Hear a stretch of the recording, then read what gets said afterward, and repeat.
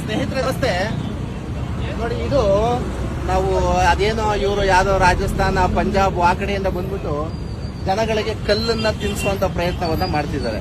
ಅದು ತೋರ್ಸವ, ಇದನ್ನ ತೋರ್ಸವ. ದಯಮಾಡಿ ಜನತೆ, ಕರ್ನಾಟಕದ ಜನತೆ ದಯಮಾಡಿ ನೋಡಿ.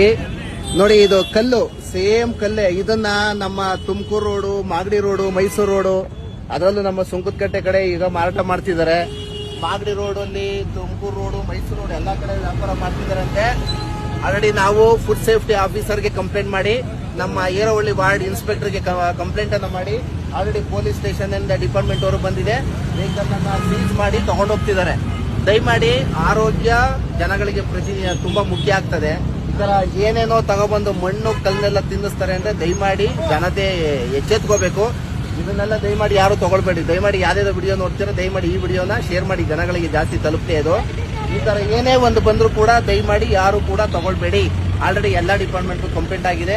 ದೊಡ್ಡ ಆಫೀಸರ್ಗಳು ಸೀಸ್ ಮಾಡಿ ಅಂತ ಮಾಹಿತಿ ಕೊಟ್ಟಿದ್ದಾರೆ, ಸೀಸ್ ಮಾಡ್ತಿದ್ದಾರೆ.